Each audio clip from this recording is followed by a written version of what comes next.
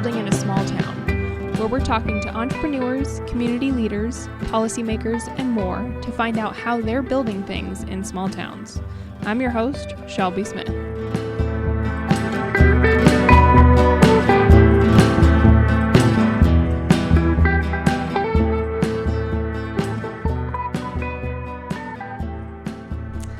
Hello and welcome back to the Building in a Small Town podcast. Today is my first on-site, off-site, I don't know what you want to call it, sort of a recording. I am over in Madrid, Iowa, not to be confused with Madrid, Spain.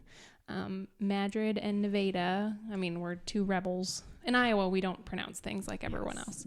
Never. But today I am joined by Jessica with Landy Lou Devie Too clothing company, or just Landy Lou and Devie. Okay, perfect. So I have known her for a few years. I think we originally probably linked up at Locally Grown. Maybe would have been the first time. A long time ago, actually. It's hard to remember. It's been a long time. What brought it together? Maybe Locally Grown. It's fine. I think it probably was Locally Grown when we first crossed paths. But then since then, she's participated in a few events that we've put on. You and your son were the first mother-son duo that we had at the deadlift competition. And Willie said it's totally fine that you didn't come last year because he was at football camp. Yes, and he was. Willie played football in college, so he was like... Oh, so he allowed it. He goes, that's a good reason. Good. So Good. No big deal there. But anyways, so thank you for coming today. Yes. So I just want to start off, did you grow up around here? Are you from Madrid? Okay. I'm from northern Iowa, kind of northeast, super, super small town. What town? When you talk about small towns, I'm like, I know what a small town is. We had 300 people. What was the town? The town was called Rudd. Which is in what? R-U-D-D. What county? Floyd. Okay. So my dad's from Sumner, which is in Brammer. I know where Sumner is. Okay. Floyd County's not far from Brammer County. Okay. And I just had a guy on the other day from Almaquee County. He's from Postville. Okay. So Northeast Iowa is representing lately. We just got a lot of talent over there. You do, it's fine. And then you just end up in central Iowa. I don't know what happens. Okay, so you grew up in Rudd, town of 300. Mm-hmm. How many were in your graduating class? We had 52. Okay, so you 53. Had to have been it was ABC. 3 towns combined. Okay. For the school. So 53. Which is more common now than it was then. For sure. Okay, so graduated from high school there. Then what? I made my way down this area for college. I went to DMAC for dental hygiene school. That was my post high school career. You have to make those decisions when you're a child. So that's what I did. And that lasted 12 years, I think I did that for. And did you do that full time, the dental hygiene? I did. Okay. Yeah. And so that was, DMAC puts you through that entire course, don't they? It's a 2-year course. That's kind of nice. Yeah. So I did some prereqs at first, and then the 2.5 years for the hygiene thing. So it took 5, something like that. Total. By the time I got done. Yeah. Yep. And then just stayed in this area because it's close to everything, and it wasn't Northeast Iowa, so just stayed here. Yeah, fair enough. Like I said, my dad's from Northeast Iowa. I am versed. So I assume you went to the Boone campus then, because I think at the time DMAC only had the Boone campus. I went to Ankeny. Oh, I took some prereq classes in Boone because I lived in Ames with friends that were going to Iowa State, and then once I got into the hygiene program, then that's all in Ankeny. Oh, okay. So that's where I feel like the new Ankeny campus was their first delve into Ankeny, but I guess it's been there for... Yeah, they just keep growing it, adding things. I feel like that school has a lot of money, quietly, that nobody knows about. Probably does. Which is cool. Good for them. I think that it's a great, very affordable way for people, to get through things. So you had no interest in doing Hawkeye Community College instead of DMAC? So my roller coaster of schooling was actually my first choice. Okay. Was Hawkeye. And I went there for 1 semester, and I did not enjoy it at all. Really? Yep. Why? I don't know. It is a very small school, which there's nothing wrong with that. But it's like everyone there knew everybody. Yeah. But me. And I know it's gone through a lot of changes since I went there. I mean, that was back in 2003 or 4 that I attended for one semester. It was just very gross also. Yeah. Like I went to a classroom where the cords were duct taped to the wall and I'm like, I don't know about this place. Yeah. I don't know that I want to, I mean, I already don't want to be here. Yeah. So I did that for one semester. And then I got on the waiting list at DMAC and moved down here. Gotcha. So. And never looked back. I think that was probably a good choice. Nothing against Hawkeye Community College. And they've done a lot of changes and I read a lot of stuff about them and they're on the right path, but then maybe not so much. Yeah. So. Fair. All right. Fair enough. So then you finish up at DMAC. You decide to stick around here. Did you just then go start working at a family office? Like, were you doing that full time? Were you doing that part time? When I graduated, it was kind of like slight recession happening. So it was very hard to find a job. I had multiple jobs, like working 2 days at one office, 1 day at another, temping on my open days because there was no full-time work available. Mm-hmm. And my fiance at the time and I had just purchased a house here in Madrid. So we're like, well, we kind of need to pay for this house. So I need to work however I can. And that's what I did for a while. I think it maybe like over 5 years for sure. I was working at multiple offices until I could get like full time at one office. Yeah. And did you prefer the moving around or did you like the one office? Depends on the day. It's nice to have a little change of atmosphere and like change of people and things like that. But, after I started having kids and stuff, like the commute and all that stuff, like started being a factor. Yeah. Oh, I could see that for sure. Okay. So then talk to me a little bit about how you then started getting into sewing and then eventually into like, is that something that you were taught growing up? The two most like opposite things I could do would be like dentistry and then sewing clothing. I don't know. I've always been really creative. I've always really been into arts and crafts, like doing things DIY on my own. Once I started having kids, I started to realize that I didn't really like the stuff that was out there and available for them, especially like I was having boys and all the boys stuff was very specific and it was not my style in any way. And what do you mean? What do you mean specific? Like teddy bears and race cars, like any dinosaurs. The most obvious thing you can think of. Mm-hmm. That's all that was available. So I started just kind of little things like bibs, making them not have a character on them, or I'm really not into any characters of any kind. So that was also hard to find something more plain, but also not just plain. It's hard to explain, but that kind of got me going. So I started like making them onesies or little pants or shorts or things to go with their outfit, something special. And I even made my son's baptism outfit out of my wedding dress. And that's when it really started ramping up. But I did have to teach myself how to sew. I did some like mild sewing as a kid. I'm sure everybody did. Like needle and thread or like machine? Well, the only machine experience I had was just like pretty basic.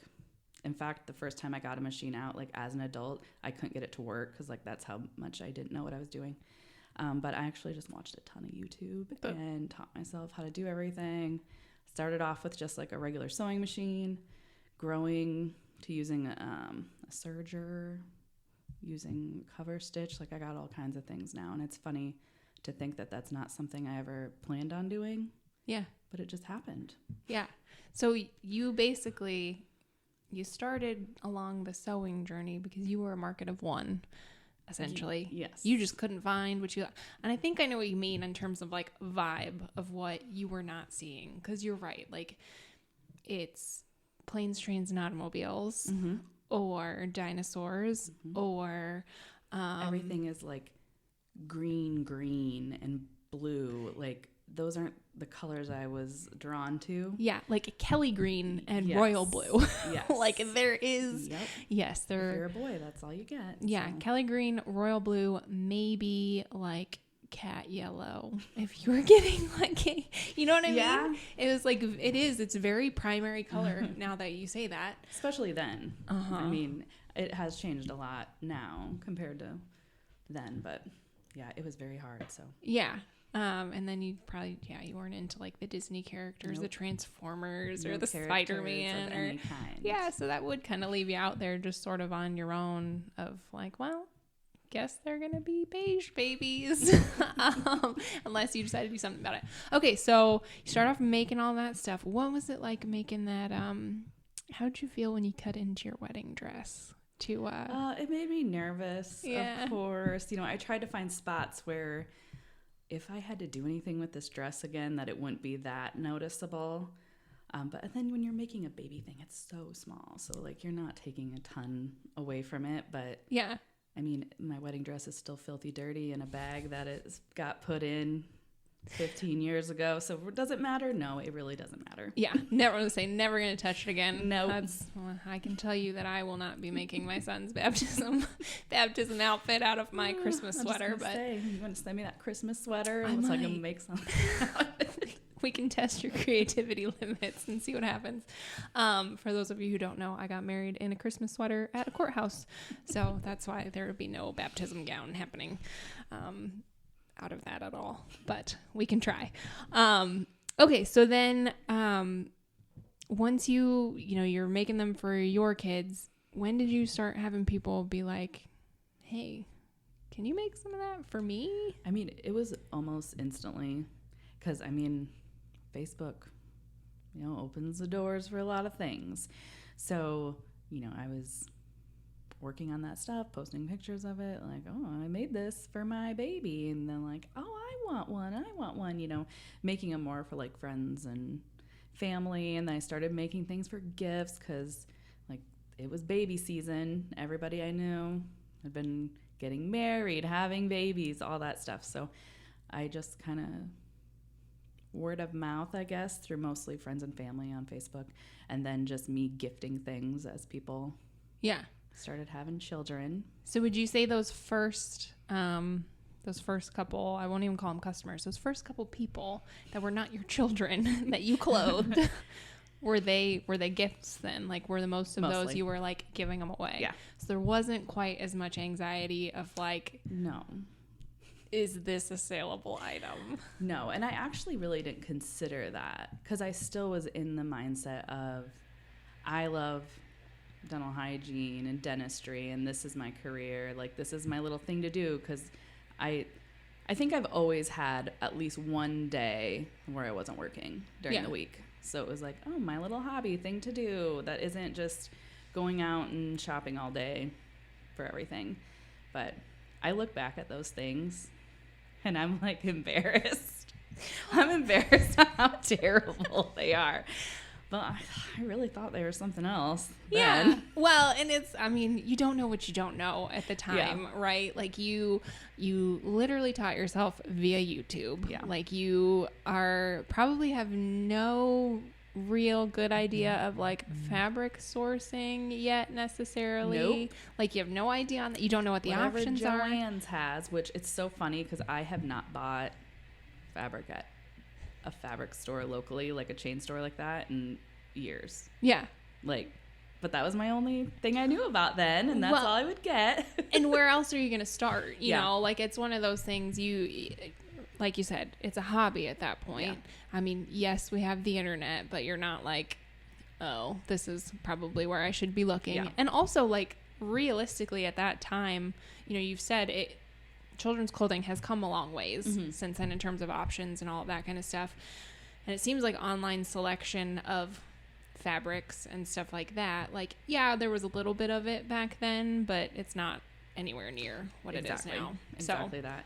And you would be surprised. I mean, if you're not in this, you don't understand how many names there are for fabrics. Yeah. And not knowing anything about that and what they meant was also very hard to order anything online because I didn't know what it meant. I don't know what that is. Yeah. I need to feel it and I need to check to see how much it stretches. Like none of it made sense for a long time until I started researching it and ordering things and like getting a better understanding. So when what you the say words mean, right? So like what kind of words? Like lycra versus So, other thing is, I don't hear anybody say them. I don't actually know how to say them. Like, it's bad. Okay, lycra, good one. I know how to say that. Or like rayon. Yes. Or I use a lot of double brush poly, which is like a spandex blend. And I mean, I understand that. There's this one fabric, and I want to say Ponte. I actually have no idea how to say it. How do you spell it? Ponte. Yeah, I would say Ponte or Pont. I don't know. I've never heard anybody say it. But I'm like, I know what that is now. I know that I don't usually want it. Yeah. But just, there's so many words. I don't even. Yeah. And different. Yeah, I can imagine. That's an entirely different language. And then the thing is probably as well, like Joann's didn't carry half of those. Correct. So it's not like you can look online, be like, okay, here's XYZ Raylon or XYZ whatever. Like, let me go walk into the store and find the equivalent and stretch it and see how far it's going to stretch. Like, you were just exactly order it and hope. We'll see what happens. Yeah. So then, do you remember your first paying customer? No. Do you remember your first market? Not really. Yes. Why? Ugh. Tell me about it. Oh, because I just like I didn't have a style of any kind. It just looked like a scary garage sale. Okay. I still have pictures of it. So paint the picture for me. So a common small, this was a very small market. I believe it took place at like the Moose, something like along the Moose Lodge those lines. Sweet. A lot of tabletop stuff happening. So like there I am. I have my table, and when you have clothing, a table isn't always like the ideal way to try to market that. I didn't have any racks. I just had like some baskets, a crate. Maybe I put the basket on, and then I laid stuff out. I made my own tablecloth, which like at the time I thought it was so cool. It is so hideous. It's like Is it tie-dye? No. Tie-dye wasn't in yet. Dang it. But it was an old skirt that I had bought at like a vintage store that had, it must have been an underskirt of some sort for like from ages ago, like very, very long time ago. So much tulle on the bottom, layers of tulle, short tulle. I cut the whole dress apart and I made it the bottom half of tulle. This whole tablecloth. So it is very gaudy. I still have it. It is hanging up in my studio. I need to get it out sometime. I don't know. It's just a lot going on, a lot of colors. But yeah, that was, you got to start somewhere. Yeah, you do. So what made you decide, at what point were you like, I can go do a market, or I should go try a market? Like, was it, had you had people buy some of your stuff already? Like, it's one of those things. I feel like markets, again, have also come a long ways in the last, I would say 10 years or so. Like, there's just more of them. So what sent you down that path of like, Just when I started spending more time making things, like once I mastered something, I made like 5 or 6 of them, 10. Like, what do I do with them now? Like, I figured it out. I made them. They're so cute. I don't need this many. I need to try to sell them and see where that gets me. And I don't even really know how I got to that one. I feel like someone I know was selling something, like Tastefully Simple or whatever, something like that. Yeah. And they're like, oh, well, I'm doing this one. If you wanted to see if you could do it too. Like, that's how it all came together. But next like, thing you know, sure, let me just toss this together. Next thing you know, you have a tulle tablecloth at the Moose Lodge. Oh my gosh. I'm picturing it right now. I remember it. That's okay. Vividly. It's okay. I am pretty, we have a picture of my first market, and like I used mason jars full of rice to hold up my signs because I thought it looked farmer's market-y. So I mean, that was a hot decor item then. it also. was at the time, I feel. It feel like it was all over Pinterest, and I was like, that's a great idea. I'm going to do it. It's an awful idea. Don't ever do it. But chalkboard signs everywhere. Yep. Like, it was no tablecloths for me, though. I was a bare table girl. So, and yeah, it's great. Good times. Also selling my Cricuts out of Ziploc sandwich bags with address labels. People bought them. So did you have like tags or anything in yours? Okay. Yep. Good. So you were like well prepared of that, at least. That I don't know if I would have been that level of professional at that point. I mean, I really didn't have that many things to bring to begin with. So I think I used like safety pins and twine. Right. Oh, twine was big. Just like a little card on the end with the price. So, that you probably hand wrote on there. Yeah. Of course. Absolutely. Rustic, handmade. You gotta do what you gotta do. Oh gosh. So then, did you sell anything at that first market? I think I did. Okay. Yeah. It was enough to be like, I think I can do this again. I think it was also just like, I was a new mom. I live in a town where I don't know anybody. Yeah. It was nice to just get out and do something. Yeah. And then I made some money on top of that. So yeah, it was a good get out, talk to people, talk to adults. I could see that. That makes sense. So then when do you feel like it started to escalate and you started to figure out your style? Like, did that take a year? Did that take 2 years? It took a little bit. Okay. Probably almost... I mean, my style has changed a few times through that. Weird. Everybody's does. Probably 4 years, 3 to 4 years in, I started being more specific about things, not just whatever people wanted, you know? Yeah. And then that helped draw in the people who had that same style. And then, you know, it makes you happier when you're doing something that you think is beautiful. Yeah. As opposed to something you think is gaudy and terrible. Right. It's really hard to produce that. Yeah. Yes. When your heart's not in it, it's just not going to turn out quite the way it is. That's why I always say I can't make the deviled eggs for Thanksgiving because I hate hard-boiled eggs, hate deviled eggs. So if I make them, even if I'm a good cook, they're not going to turn out right because my heart's not going to be in it. So I just don't make them. Somebody has to bring them, which is fine. So then prior to that, like prior to you honing in on your style and all of that though, like, were you taking custom orders? Like if somebody came to you and was like, hey, I have this really gaudy onesie that I want for my little boy or girl. Like, here's Pinterest. Can you go recreate it? Would you say that was making up like a fairly large percentage of your... Yeah.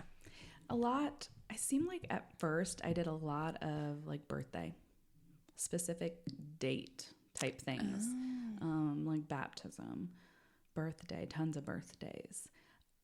I feel like I don't really know when Etsy came into the picture, but it wasn't very popular then. Like Pinterest, yes. Pinterest was going all out and people would find ideas, but they just don't have the creativity to like make it themselves. So yeah, I got a lot of, or just like they would tell me their theme or something like that. And they'd kind of let me do some things. Those were my favorites. Yeah. Be like, this is my theme. You just do what you think would look good. Right. Create a cute outfit for me. And so at this point you were still exclusively doing kid stuff. Okay. So when did you start to kind of delve into the kids and the adults and like some of them matching, like I would call them mommy and me sort of a situation? Like when did that kind of start? I started out like teaming up with another business owner that did women's stuff, and we would actually like buy fabric together and I would make the mini version and she would make the women's. Okay. But like a lot of different small businesses, as we've seen in the last few years, she did close her business and wasn't making them anymore. So I'm like, well, that's really been working out for me and a lot of people. So I'm going to kind of dive into that now and start producing it too. Because then that also gave me something for myself. Because making children's clothing doesn't really do anything for me. And I have boys. And if you follow my clothing in any way, you know, I don't make a lot of boys' clothes anymore. Mainly just make girls' clothes because that'll never be. Yeah. So that's my outlet for it. Right. But it kind of gave me the opportunity to make clothes for myself also. Yeah. So, what year, how long ago was that? It wasn't too long ago. I want to say maybe 2019. When you first started delving into that. Somewhere in there. It wasn't too long ago. And I started off pretty basic, just like a raglan shirt or a sweatshirt, just sewn out of the same materials to match the children's ones. But it's really grown into a lot of different things now. Yeah. And did it just literally never dawn on you that like, oh, I can make my own clothes for me? I'd always like kind of randomly altered things. Any of my friends that have known me for a very long time know that I have a very specific want all the time. Like I will just vision, this is what I want to wear and these are the shoes I want to wear, and I will just go on a hunt to find them. However, they don't normally exist. Yeah. I didn't like see them somewhere. My mind made them up and they don't exist. So I've done a lot of different, like bought dresses and completely like altered them to be something else that I wanted them to be. Like I had done that in the past, but I had never like from scratch made myself anything. Yeah. Until that time. Okay. And so the first like adult clothing you made, was it for you? No. Of course not. It was not. I just like wanted to try to make it like and see what it looked like. Like I'd buy a pattern, I'd trace out the size I need and just try it out. Generally, yes, I usually try to make a new thing in my size first so I can try it out. The other thing with making women's clothing is I generally only pick patterns that would fit me. Yeah. I'm not like an average cookie cutter woman. I can't just go to stores and buy a large. Like I got to try that thing on because there's a pretty high chance that it's not going to fit right. Right. So anytime I buy a women's pattern, I make something in my size first. I might not necessarily keep it for me. Yeah. But I'll make it in my size first. And it has to be like flattering on someone with a body like me before I will produce it for anyone else. Yeah. I think that's a good rule. It's just, yeah, that's a good rule. And it makes sure that you're excited about what you're making. Yeah. Because at the end of the day, you know, you're the one who has to make it. So you really do have to enjoy it. Yeah. So then, like when you're coming up with, where are you getting your inspiration now? Like you said, you have, you know, you're the one who like, you have a very specific, I know what I'm going to wear, even if it doesn't exist. So like when you are thinking about, you know, producing a new item, is it literally coming out of your head? Are you looking at Pinterest? Are you like looking at people? I follow like a ton of different like pattern companies. Mm-hmm. So everything usually comes from a pattern. I don't just like free cut anything out yet. That's gonna take some work, but I don't know. I just like, I see their pages all the time, like through Facebook when I'm aimlessly scrolling. And if it actually stops my scroll that I want to look at it, then I start considering if it would be something that would be good for, I think of it being good for my customers before I think about it as something I like. Mm-hmm. I like a lot of things that might not be good for my customers. But yeah, same with buying fabric. When people ask me about how I buy fabric, I'm like, well, it's quite the show. I just am scrolling. Stop. That looks pretty. I'll buy that. I don't know what I'm doing with it or what's going on, but I'm going to buy that. Yeah, because it caught your eye, sort of a situation. Takes very little. Very sound system. Real great system I got there. That's right. It's everybody approaches creativity very differently and whatever like works for them. And at the end of the day, I think, you know, burnout is so pervasive within small businesses. And so like making it work for you, like I could be like, well, this is my system and I pick these top 3 and then these 3 and I do X, Y, Z. If you tried to implement that might work great for me. But if you tried to implement that, you'd be like, this is awful. So figuring out what works for you, even if it doesn't seem like it's much of anything, like you have the customers to show that is working, you know? So, so then talk to me about how you got involved or started or whatever, like the locally grown showcase. At what point were you like, you know what, these market things, I would like some really big headaches and put on my own? I mean, that's what it has turned into, yes. But like going back to that Moose Lodge, those were really the only type of markets I was finding out about at that time. I mean, really, it wasn't as oversaturated then as it is now either. So they were kind of hard to come by. I'm like, you know what I hate about these? Having to stand behind a table and watch people come by, and people who just aren't interested in what I have at all, and have that, like, they'll ask me weird questions because they want to be nice. And like, I personally hate doing that when I go to these things. Like, okay, I don't actually need your not napkin. What do I want to say? Like your towel. Or your one. I don't need your towel. Yeah, or like in your case, I don't have a child. Yeah, exactly. But now I'm walking by and I don't want to like feel bad, so I'm gonna look at it like, oh, okay, I don't need that though. Hi. Yeah. Like, that's embarrassing. For both. Awkward. For I don't everyone. know. I'm like, I really hate that about markets. And that's when a friend of mine and myself decided, like, well, let's like put something together. Like, first of all, we need to be able to drink there. So like, we need wine during this whole ordeal. So that was step one. And we also need it to be just like not that weird, hi, like nice stuff you have here encounter. Like, how do you just go past somebody without feeling weird when you're not interested in their things? Well, you don't have them stand behind a table and watch you do it, for starters. So the Locally Grown Showcase was born as a pop-up boutique where we brought in all of these handmade items. The other thing with those markets where there was so many like MLMs and things like that, and it's not like I don't support those, because I do. I buy a ton of things like that. I don't think it needs to be in the same place as someone who is making their products by hand. It is not the same. At all. It's not the same. They're not the same. Just, you know, like having a place for those is different than what we were doing. Everything had to be handmade. It had to be handmade by you, kind of your own company. We set everything up together, things that went together. Like if I made a baby onesie, but you made a baby hat, well, we put them together because that you can buy those together and support two different people at the same time. So we kind of, the very first one, I still remember the first one was in Huxley at a consignment shop, like a kid's consignment shop. Mm-hmm. And it was like a huge success to us at the time. We had like wine tasting there, and you could buy wine to take with you. We had snacks. It was just simple and kind of thrown together now that I think about it.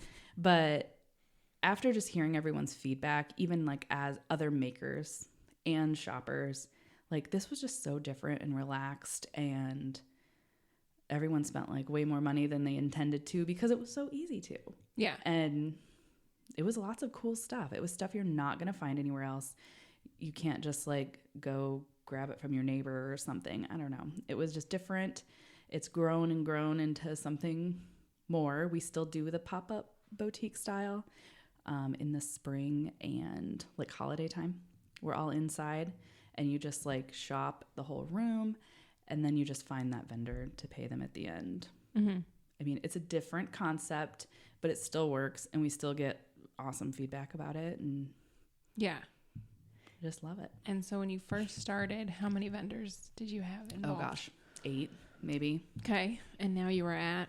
So when we do just indoor boutique style, I have like 18 or 19. Okay. That's about all I can fit. Yeah. To make sense in it. Yeah. Because at the end of the day, you do have to balance like the aesthetic of actually displaying the products and everything. When we do summer and fall, where it's indoor and outdoor, so we have a lot more space, it's about 40. Nice. 40 different vendors. They're all handmade. We're really specific about who we're letting in.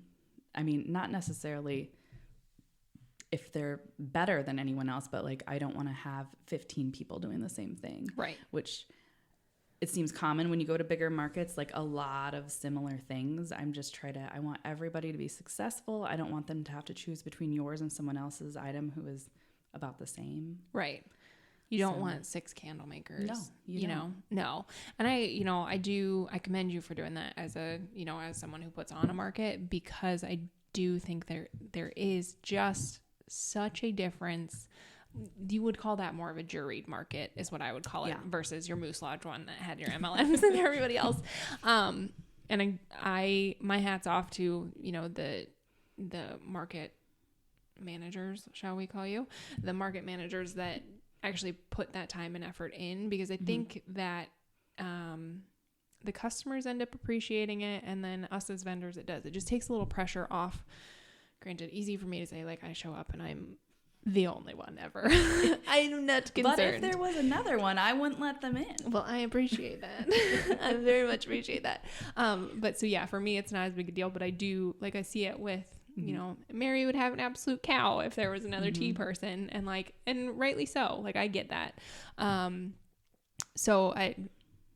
Good for you guys for doing that. I just think it's the right way to do it. And it's, it ruffles some feathers. You'll hear it from some people who are like, well, I can just never get in that market. And you're like, well, sorry, We're pretty loyal to our vendors too. They always get first dibs if they want to come back. If they don't, that's fine. We'll just, find someone else in that category. Right. To fill it. But yeah, like you said, candles, like everybody's scent is always different with the different candle companies. Sometimes even their looks are quite a bit different too. But I mean, like 2 candles max is enough.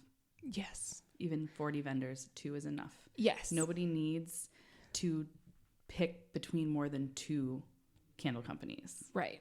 Like there's more things we can do.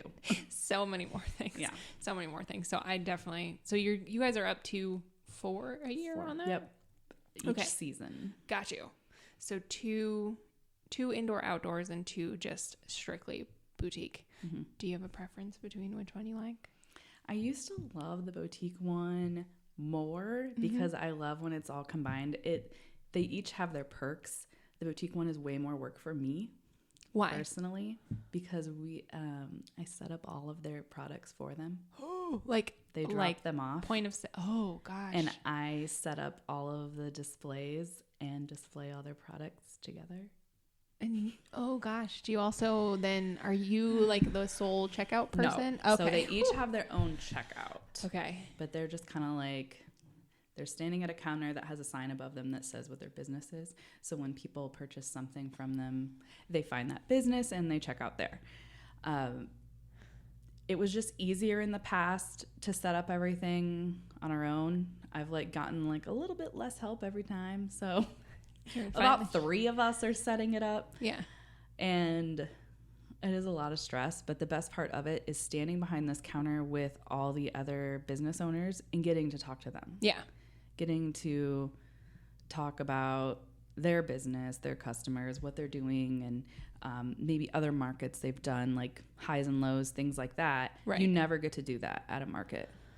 No. And you're always just like, we should get together. And that never happens. So that's the best part of it, I think, is not having, you don't have to have that awkward interaction with your customers. Yeah. Or kind of feel like you are constantly on and selling sort of situation. And I think that wears you out really, really quick. Well, and tell me if you agree on this one. I think that is one of the most overlooked and underappreciated for people on the other side of the table. And I think that there's oftentimes customers don't realize or completely forget that hey, this is our job. We are not here. I remember you saying that one time. When you're like, one more person has to tell me how gross crickets are. Yeah, I know. They're my entire life. Yeah, thank you. Well, I have since gotten a lot, whatever. I'm so used to it. It's 6 years at this point. I'm so used to it. But you catch me on the wrong day and I still have that same reaction. But I think it's just something that you know, I honestly, like, I can't go, if I'm not at a market, like, I can't go to a market. I can't go to a farmer's market. I can't go to a regular market just because I've spent so much time at them. And for me, I just have that guttural reaction of, like, this is work. Like, even if I'm there to just, like, hang out and have fun, I am traumatized. Let me tell you, like, I am beyond traumatized. Can't go to State Fair. Can't do any of it. But I think it's just one of those things that, and I mean, as market managers and as people who vend at markets, like, you're essentially a vibe creator as a market manager. Like, that is your job, is to, like, create a vibe when you're putting on an event. Nobody is, like, supposed to see the stuff going on and, like, all of, you know, the shit show of what it actually is. Like, and a successful event is one that successfully masks that, shall we say. But I think that's one of those things that it just isn't talked about enough by us to communicate to the other side of the table that, like, I'm so glad you're having fun. I'm so glad you're here. So glad you're about to give me your money. But, like, I'm exhausted. I slept 3 hours last night. My own business personally has taken the back seat so hard just so I can promote all these other people and give them the best experience. One thing, like, we have amazing vendors. I mean, I've known some of these people since the beginning, and they are great. They do a great job. They know what I expect.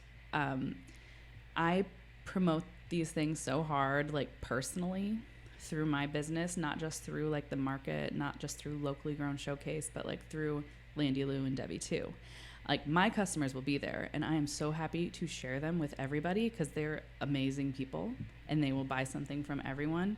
And if I could get the exact same thing back, like, bring me all your customers. Yeah. That would be appreciated. And it's, a lot of people do. A lot do. Absolutely do.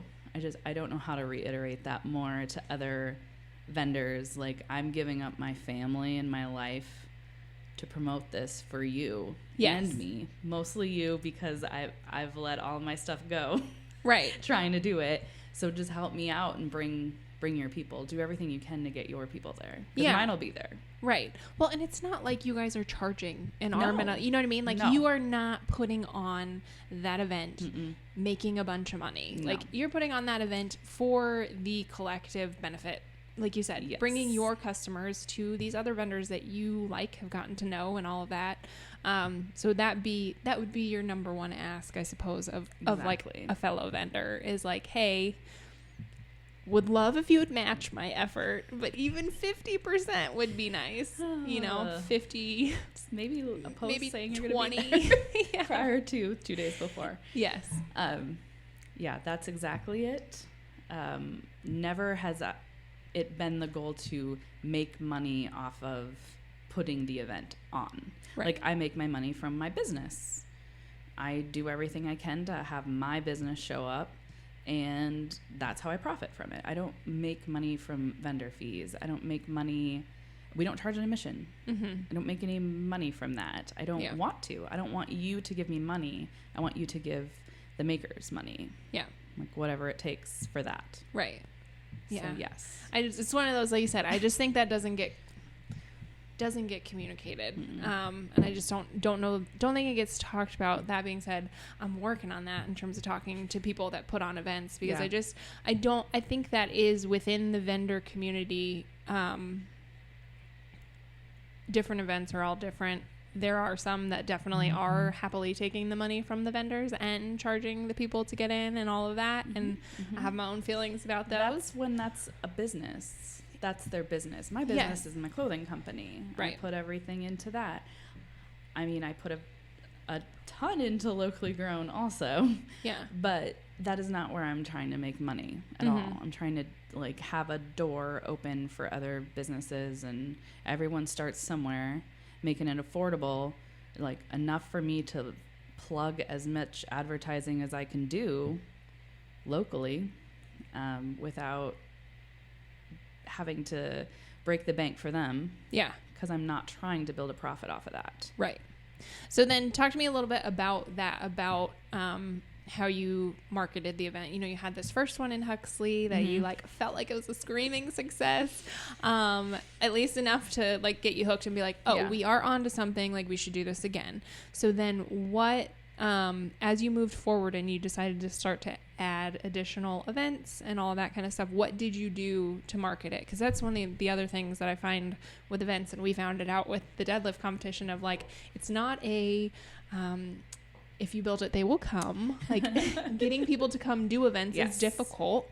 Yes. But if you can like figure out what works, like it's pretty easy to repeat it. Granted, like indoor, outdoor event, you have weather, you have things like that are totally out of your control. But what was effective for you in terms of like advertising and growing? And most of the advertising, I mean, as much as I have added things through the years, has been staying the same. More recently, I do a lot of like social media posts, social media paid advertising. I try to join different community event pages that I can kind of share the event to and explain it and share photos, always visuals.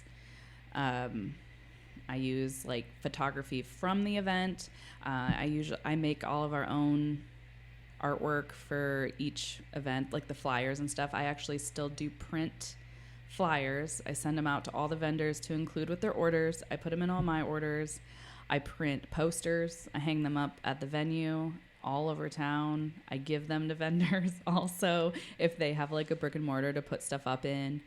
I still reach out to news outlets and local newspapers. Sometimes we get like little interviews that help. Actually been on like the morning news a couple different times, kind of plugging the event. Basically, once we just get someone to walk through the door and come to the event, it just takes the one time. Yeah. Because it is different. It's unique. The whole vibe there it's different. Yeah. And people like it. And then at that point, getting the person in, word of mouth, obviously, is like the best we can always get. But yeah, I did want you to lay that out there with all of it, because again, it's like one of those things. Yeah. And it's we've witnessed it, especially at the last year with the deadlift competition, because it like exploded, and we had other people like come to me and be like, how did you do that? And I'm like, well, let me tell you. We ate it for 2 years is basically what we did. But then, you know, just throwing things at the wall of it takes, I went to other like lifting competitions and handed out flyers. I sent flyers to every gym that I could get to respond to me with an address. You know, like I started paying for Facebook ads in January for our June event. Like that's what it takes. It just has to be seen. It does. And so just, again, I think it's one of those, like, kudos to you for making it seem like, you know, you rock up to the event, you're like, this is awesome. They must have like just put this together. Like I feel like it's one of those, again, misconceptions where people think that these things just magically appear. Yeah. I know that they do. No. Oh, gosh. And then that's also why, like, when people are like, oh, you just got married at the courthouse. I'm like, yeah, I've done events. Like, I don't want to plan one. Like, I don't want to plan an additional. Yes. Like, I've been through it. So I know what it takes. So yeah, it's a lot of work, but I don't know. I kind of like it. I prefer the reward is always good. It is. Like, selling things. It's not even... Obviously, it's about the money a little bit because I need the money because I need to pay my bills. Right. But just seeing people wearing it is like the biggest highlight of my life. Someone asked me once, like, when you go to like a game and you see like people wearing your stuff, does it make you feel weird? And I'm like, no, it makes me feel like a queen. Like, I don't even know how to explain it, but I'm just like, I made that and you're wearing it and it looks great. Like, that's the best feeling ever. So when I have those events and I sell like an entire rack of clothing, and it's someone who comes back and comes back and comes back every time because they know exactly what they're going to get, and they always feel great in it. It lasts a long time.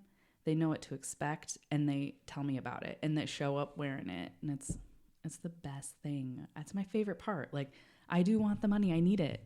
Just like anybody needs money. Yes. But my favorite part is just seeing them in it and being happy in it. Yeah. Oh, I love that. So then talk to me about that, because you are produce a lot of Madrid Tigers gear lately. At least that's what I've been seeing popping up on your social media. So when did you start like doing that? Was it when your kids started to get a little bit older and they started to get into athletics, or was it just something that was requested? Was me first. Okay. That was for me first. That's another thing. Back to me being very specific about things. I don't like a lot of imagery on my chest. So when you buy something from the school, which I still do, I order something for my kids every time. I don't order myself anything because it's not my style at all. My kids started getting involved in little t-ball or whatever, and I wanted to wear something to support their team. A lot of it didn't exist at that age. When they're younger, there isn't anything for the parents. So I just made something for myself, and then someone else asked me to make something, and it just kind of went from there. And it is still every year someone asking me to, but I'm also like making something for myself generally. Scratching your own itch. They actually had on the football order a really simple sweatshirt that I liked. And I'm like, oh, that's really simple. Like, I would wear that. Oh, it didn't fit at all. I've never worn it. It's still in my closet. And I'm like, well, that was a waste. Yeah. I should know better than this. Back to why I make everything myself. But yeah, the town is super supportive. I mean, I've even had other area schools like have me personally design stuff for their school to sell. Just, that's all it takes. Someone with like a specific taste, similar to me, wanting something to be produced that isn't there. And that's the way it's been with most of my Madrid stuff also. And, I know a lot more people in the community now than I did whenever I moved here a long time ago now. So yeah, I mean, I made my friend a basketball sweatshirt that I had made myself, and she wanted one, made her one. She goes to the basketball game, sells 2 for me. It just like keeps going from there. But yeah, it's been great. Yeah, that's awesome. And also Madrid's colors it's very orange. So bad. It's a very bright orange. Sorry, Madrid. Wow. I understand you're a tiger, and that really limits the color availability, but I also don't like those colors. So I tend to do a play on the colors. Black is easy enough. Right. Everything's black. But I can't go with the orange a lot of the times. So I try to stray to a burnt orange or something similar. Yeah. Within the theme. Yeah. But no tiger stripes for me. You won't see any tiger stripes out of me. Nope.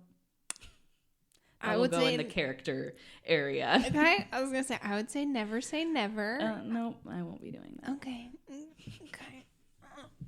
What if somebody comes out with a really, I don't know if I'd never say never, but now that I think about it, it just reminds me of like Tony the Tiger. Nope, not happening. Straight up Tony the Tiger. I even made a cute tiger sweatshirt design. I put it on like a black leopard sweatshirt, and one of my friend's husbands actually said like, well, this doesn't make sense. Why isn't it tiger stripes? And I'm like, because I don't like it. Never will it be tiger stripes.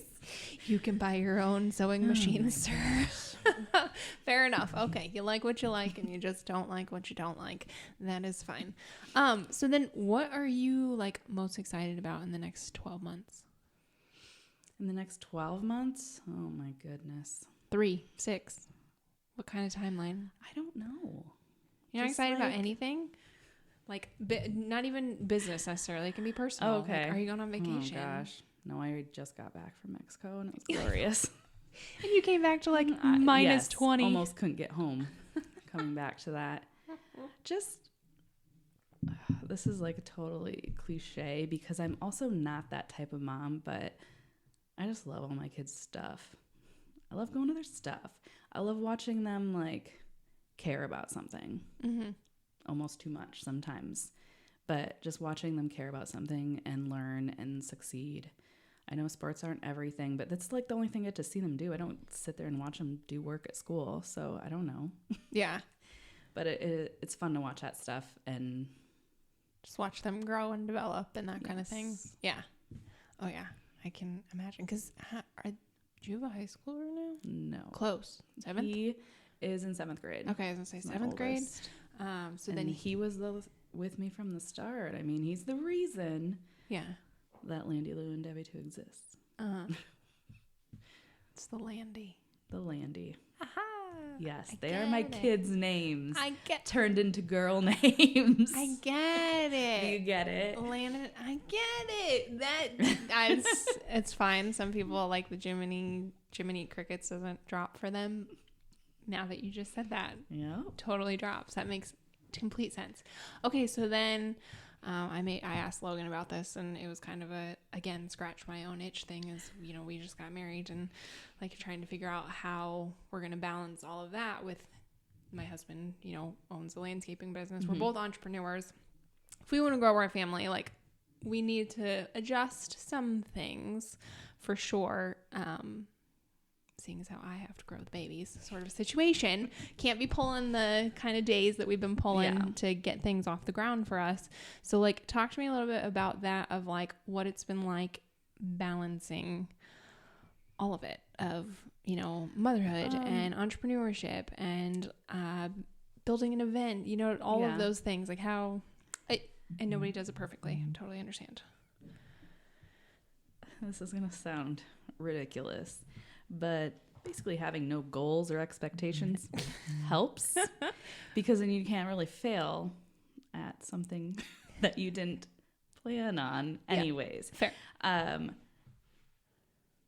lot less me and a lot more them. I mean, you think about when you don't have kids, like, you put everything in your business because that's what you have to do, or something for yourself. The things I used to do for myself that, they weren't even necessary. I didn't need to be doing them. Just a lot less unnecessary me things is gone to put them into that place. But now it's to the point where I would rather be doing that than any of those things previously. Yeah. But yes, I basically have no goals. Keys to success. I know that sounds ridiculous, but every time everyone's like, oh, I didn't make my goal. Like, how depressing. Same. I'm good. I don't know. I didn't have one to not achieve. So that's it. Manage I would call that manage expectations, perhaps. I do not. Well, nobody likes to fail, but I just don't fail because I don't plan something I can't achieve. Okay. Everything is so volatile as far as income, or I don't have a monthly goal. Right. I need to make enough money to pay my bills. Yeah, that's all there is to it.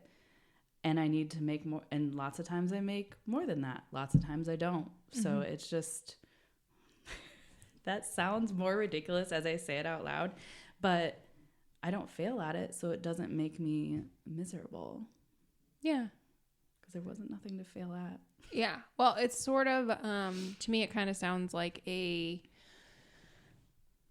don't expect to have everything. Well, there's this whole, seems like this pressure on women to like have it all, to like, be able to have the kids and have the career and have the like perfect clean house and home cooked meals and all of the things, you know what I mean? And so I think if you just are like, well, no, I don't have to, I can just do whatever happens, or whatever makes sense. I don't know. That's how you get to a point of not enjoying something.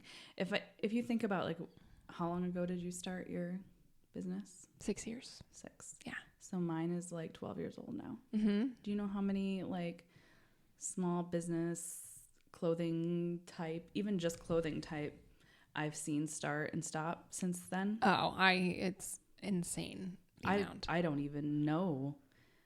It's like a whole turnover of people at this point. Even like through my markets, I've noticed like things have come and gone. It's not like they're not there because they didn't choose to. Like they no longer are in business. Yeah. Yeah. I think I'm literally still going because it is something that I do love and enjoy. I don't have to make X amount. I don't like depend on my husband for everything. I definitely need to produce money, but I have a lot of talents. I have a lot of things that I can do on a whim to replace that if needed. I do it because I want to and because I love it.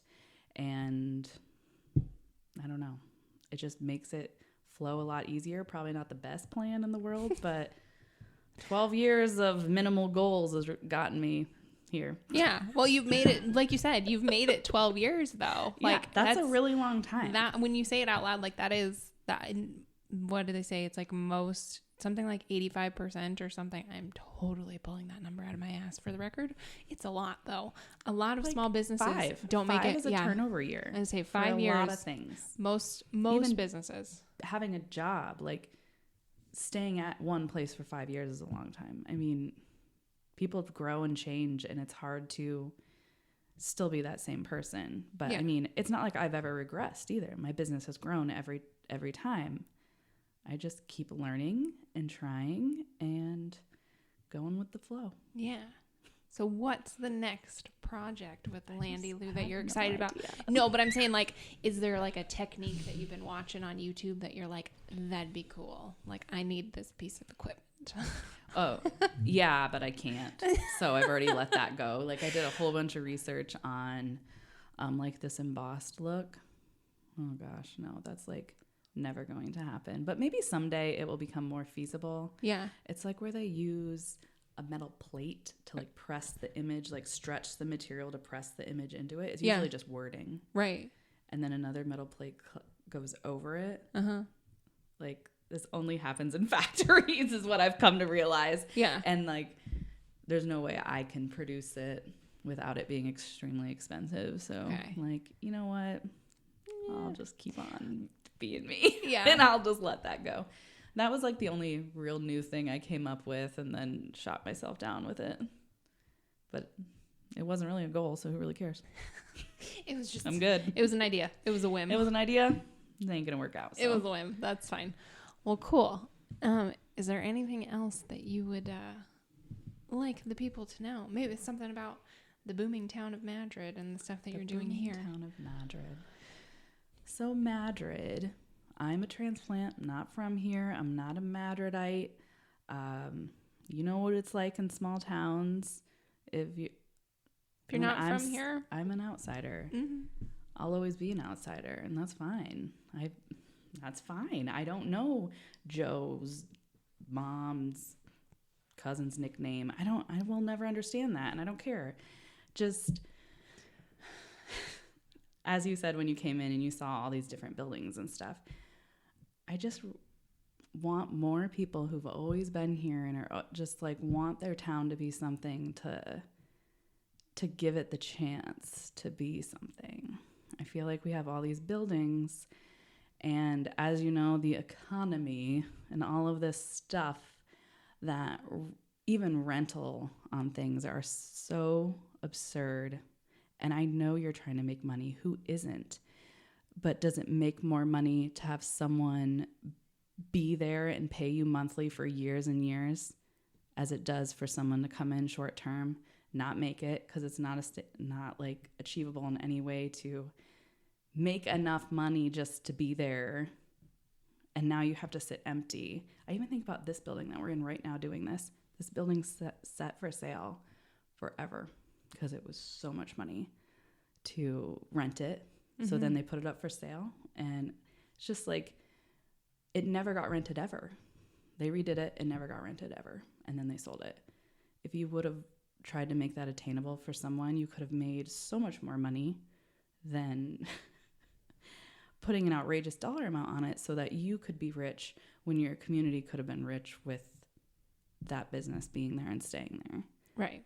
I don't know how you find the people that care about that, but I'd like to be introduced to them. Yeah. No, it's a dilemma. It's a dilemma. It's one of those. Every small town is unique in the problems that they have and the things that make them successful. But I think that it's attracting the right people. And it only takes one in a community, like one leader to start moving things in a direction. And then amazingly, whether people want to go in that direction or not, they start, because it's just like momentum that happens. So yeah, I think that's an all small towns sort of a situation. Yeah. But is what it is. So if people wanted to find you, want to find Locally Grown, want to find Landy Lou, where should they go? We do have websites for both. So Landy Lou and DevieToo.com is my website. I also have Facebook and Instagram. The locally grown showcase, so many words. You know, I just apparently really like words. So locallygrownshowcase.com is also the website. It gets updated seasonally, like per market. So right now all the information is up for spring market. There's also applications on there for fall and summer. So if anybody is looking at joining us, that you do need to apply. But those are the websites. Both have social media on Instagram and Facebook also. Awesome. Well, thank you for sitting down and chatting with me today. I hope that it wasn't too scary. It wasn't scary, but it just like made me say a lot of things that I have never actually said out loud. Good. I have no goals. Hashtag Team No Goals. No goals. Thank you guys. We'll see you next time.